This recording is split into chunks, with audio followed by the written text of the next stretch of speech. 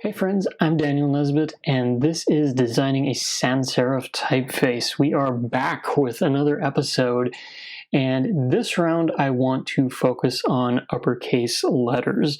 As you recall in the last episode, we got done with the lowercase, and it is looking great. So I want to channel that momentum into some uppercase. So first things first, I'm going to jump in and start with the V here, simply because this is just a good starting point. And this is what I love about doing typefaces, especially when it's something like a V or an S or something like that, where the lowercase and the uppercase are the same characters. Now, one thing that we noted in the episode with the lowercase is that we were using some characters here to help establish the different sizes, and I'm going to continue doing that here, at least just to get us started and get some direction as far as how big or small that we are going to be making these letters. So what I'm going to do here is I'm just going to take the H, and we're going to adjust this so that, actually I'm going to back up a little bit. We're going to adjust this so it's about in the center, what looks like the center here. I think I'm going to go back and do it this way. This might make a little bit more sense here. And what I'm going to focus on here is just getting this as centered as I can, and then push out the tops of this with 5 points of overhang there, just like I said before, with the pointy ends just to account for how that's going to look. So I'll get those set up there. Now, I'm not adjusting anything as far as the stroke widths go here, which is fine. I'm going to just kind of ignore that for the moment, but we're just going to kind of see where we land here, because really I don't think I was going to be too far off. I know from when I did the lowercase that I did have it taper in a little bit, and one problem that I'm already looking at here is that taper gets a little bit exaggerated when I bring this back up to full size. So one thing I'm going to do, at least to start, is I'm just going to get rid of it completely, because I'm not even sure if I would need it, or if I do, it might just be one of those situations where it's going to be a very low or very small amount. But for the time being, I think we're okay just leaving it as is here. And the other thing that I'm just going to check here, as we recall from the past episodes, is that we had some alignment issues there, but it looks like those are taken care of. So great, we've got one down. The other thing, I did 40 and 40 here. I know I'd been doing 100 on these, and I think for the O, just to refresh, we did 60. So what I'm going to do is I'm just going to punch that up to 60 for now, just to give us a placeholder for the side bearings. So with the V out of the way, you can about imagine the W is going to be next. And similar deal here, I'm going to use the M in this situation as my guiding principle here. And to make this a little bit easier, I'm just going to grab the width as well. And then we'll take this W, the lowercase w, we'll just kind of line it up in there the best we can. It actually looks like it's pretty good. Now, it did get a little bit wide in the lowercase, because we're kind of seeing this with the uppercase now. It's definitely shooting past the width of the M here. And this was one thing that I was going back and forth on, as far as how much do I correct that? Do I just let it go, making it like this? From a visual standpoint, I think this is going to be okay. Again, I'm just going to go through and get rid of those optical corrections there, and then we'll just bump it out to 60. I think looking at this and even kind of considering the V, I think I might have to go and make some adjustments here with how it's visually looking for the weight. But really, I mean, we aren't too far off on the rest of the metrics here, so I'm going to let that one fly as well. Off to the races. Again, this is one of my favorite things about type, I think. So jumping in again, just to make it a little bit more here, is we're going to go for the X. Now for the X, I have to figure out what I want to do for the width here. I think we're just going to stick with the H as my guiding character here. Again, I'm going to just bump this out to 760 points wide, just to actually, sorry, 716. Oh, I'm off here. Maybe that's what it is. 100, 760. Yeah, and I'm probably also, actually, I just realized what I was doing. If you were screaming into your monitor, or at your monitor, thanks for the heads up there. So this one's going to be a little bit different because I can't just go straight up like the other ones. I am going to have to adjust it like such a little bit, and this is going to make things a little bit more fun. And I say that a bit tongue-in-cheek there, but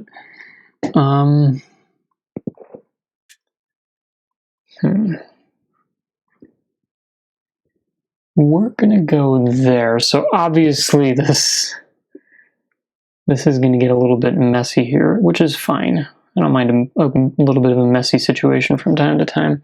I think for this one I actually am going to just go along with the shape that the original H created here. I bet we can probably get pretty close to where we want to be, at least for these two. Obviously we've got this to correct as well. I think I might even actually use the whole H as my template here. So this, I've got to figure out, because we had that point where it intersected, and I definitely want to keep that in mind here. I also know that this part up here is going to probably, yeah, it's definitely going to need to go over quite a bit, in fact, but I'm hoping by doing that I can just kind of shift this whole piece over here. And again, this is going to take some adjusting. I also am looking too that this is going to have my stroke going from the top left to the bottom right here is going to need to adjust as well. So that's going to kind of move this area over a little bit more. But one thing I want to do, as you recall, I'm actually just going to break a few of my rules here, is we want to keep that feeling of where the top part is going to be a little bit smaller. This negative space is going to be a little bit smaller than this part down here, which is going to be the larger. But actually, as I'm looking at this, I think I'm going to take one more run at this, because I might have a better idea here. We're kind of learning on the fly a little bit, which is fine. You know, sometimes you got to figure these things out. This is the fun part of not always having the answers, and sometimes you don't even find these solutions in a type book, but that's okay. So what I'm thinking of doing here is I'm going to put, rather than doing it before from the baseline, I'm pushing all of the lines out here. And I'm not going to worry too much about where they intersect with the cap height and the baseline. What I am going to do is just make sure that we're getting a good read on where that intersection is coming into play. So let's get that taken care of here. So obviously that's a bit larger of an X than we want, which is fine. I'm going to probably push it out to there. Again, it's going to be a little bit wider, but we'll kind of get things centered up here a little bit. And I think that'll be okay. I don't know if I want to, and I kind of have to use my imagination here a little bit. I don't know if I want it to go too much narrower. I think we're going to try it just here. So we're going to draw a couple points on the baseline and on the cap height, and then we'll see where this leaves us. I think it's going to be okay though. This is where that whole trial and error thing that I would probably become famous for comes into play. Too often I feel like I fly a little bit by the seat of my pants. Not that there's anything wrong with that, but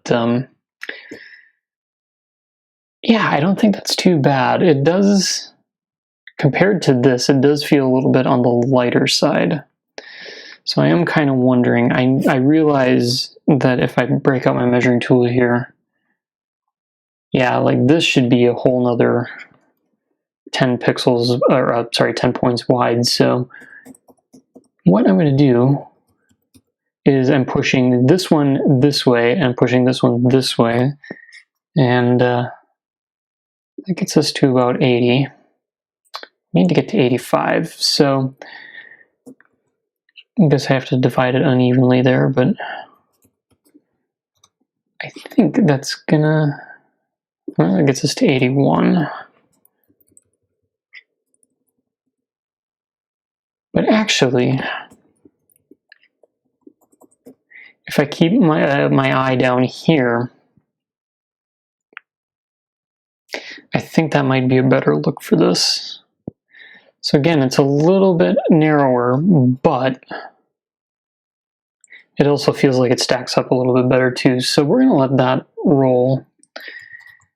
And then I just want to see, so I want to keep these outer sides even.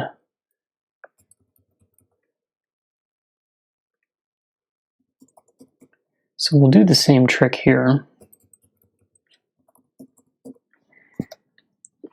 And I mean, already that looks quite a bit better, and it looks a little bit more in line with how this lowercase one is looking. So again, similar to the V and the W, we will go ahead and just borrow those side bearings.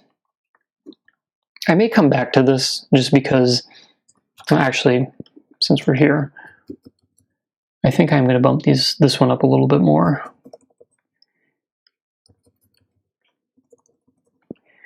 And let's just see here. Yeah, so 75, I think that's going to work actually quite a bit better. It's kind of one of those things where it's tricking my eye a little bit, but I think in the long run, I'm going to be happier with that. So, perfect. Off to a good start, I would say. Jumping into the next letter here,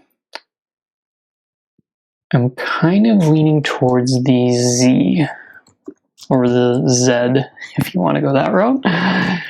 Shout out to anybody who's listening from Europe. But I think what we're going to do here is we're just going to, again, probably picking up a similar story here, but I'm just going to go ahead and we're going to use my H as always, and that was 70 tall. 70 tall there. One thing that I have to keep in mind with this now is that when I originally created this, the top is a little bit smaller than the bottom. So that's something that I have to keep in mind when I'm arranging these pieces. And I think how I'm going to solve that is maybe to do something like this. So I am widening it out a little bit. And then we're just going to push this up to there and see where we land.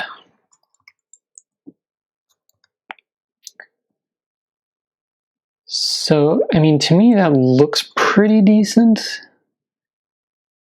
but my suspicion, which is kind of being confirmed there, is that this is a bit too thick, and this might actually speak to this one as well.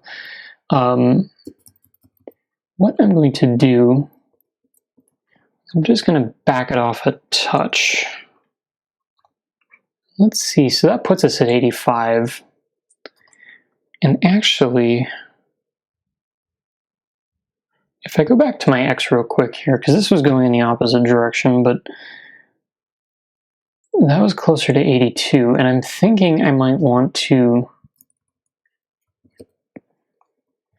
maybe get a little bit closer to that. So that's a little bit more on par with those two.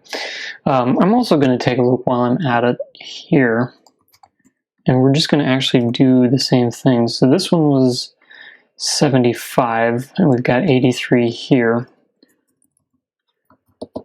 So again, I'm bumping those 2 points in by 5 points. And that actually gets us a little bit closer. I think that helps even out the color or the weight a little bit more on the character, and I'm actually quite a bit happier with that. So we're going to, I think, call that one pretty good. For the U, this one gets a little bit trickier, and I've been debating how I want to handle this as I get the right keyboard shortcut here. Because on one case, I mean, I could size this up and just use the spur, which I really don't think I want to do that. What's more fun is to have it just take the regular U shape. We also have to deal with one side that's going to be a little bit narrower because we've got the stroke coming down here versus the other side. This one's obviously going to be a little bit thinner just to reflect that upstroke. So I think what I'm going to do, I am taking this, but I don't actually know that I'm going to use it.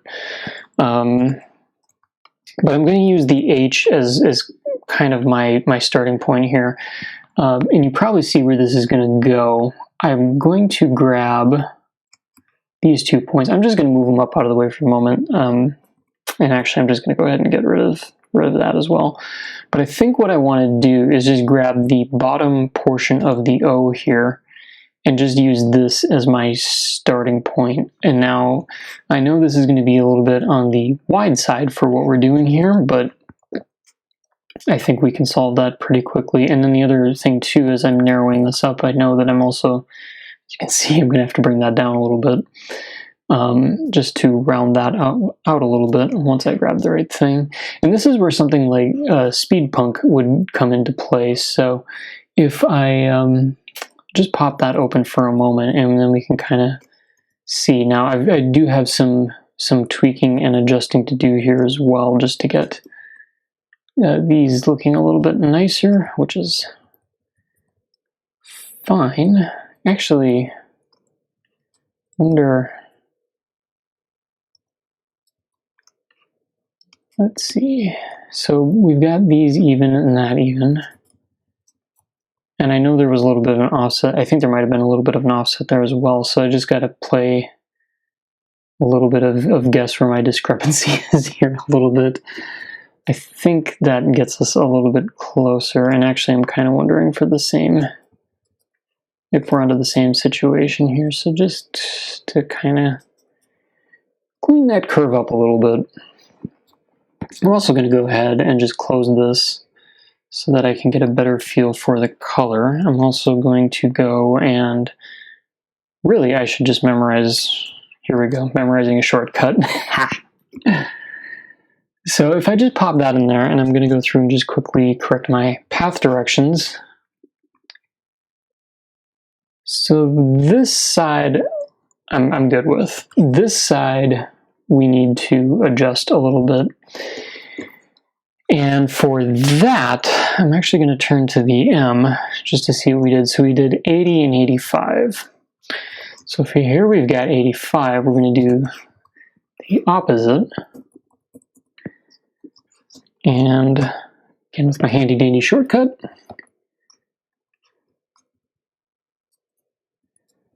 I'm just going to kind of see how this plays out here. I don't want to get too reliant on speed punk, but I definitely want to get a nice curve as well here. But I think that works. I'll just pop that off for a minute.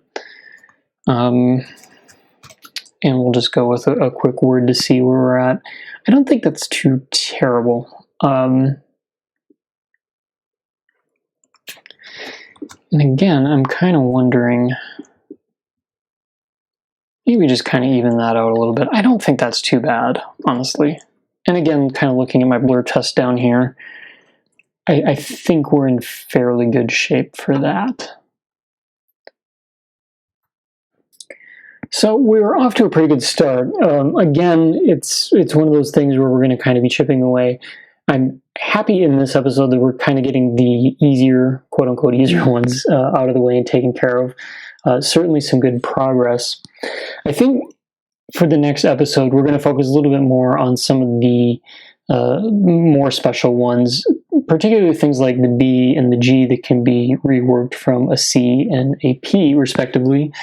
Also, we can take a look at that J. I think one of those characters that trips me up the most is probably the J. The capital K, again, it's one of those things where we could use the lowercase and probably will use the lowercase to form that uppercase, but it's definitely going to be a little bit more than what we did with the U, V, W, X, and Z. Again, with the S, that's probably going to be a pretty straightforward scaling up, but there could be some things that trip us up along the way there just because that's such a unique character. And then for things like the A, of course, I'm sure you're probably thinking we could flip a V upside down, but I do want to take a look at that and pay some special considerations as to how we construct that as well. And then last, for the uppercase Y, we do have some good opportunities there to rework a V or a Y. But I think for the sake of that, we may look into doing some special things as well there, just to give it some of its own character, but still make it feel like it fits in with the rest of the alphabet. So we'll call this a stopping point, and if you appreciated this episode, if you enjoyed it, by all means, I certainly encourage you to smash that like and subscribe button. If you're also enjoying these and you have some additional insight on what's going on here, I certainly appreciate some discussion in the comment section as well. As I've always said in these episodes, as much as this is me teaching folks how to design a typeface and what to look for in some of these letters, some of this is a learning process for me as well. I've certainly released a few, but that's the joy of designing type, is that there's always something new to learn. So any tips or tricks or things that you're seeing that you would love to point out, I'd like to use that as a learning opportunity in the comment section, and hopefully we all come away a little bit better from that. So as always, thanks for watching, and I'll catch you in the next episode.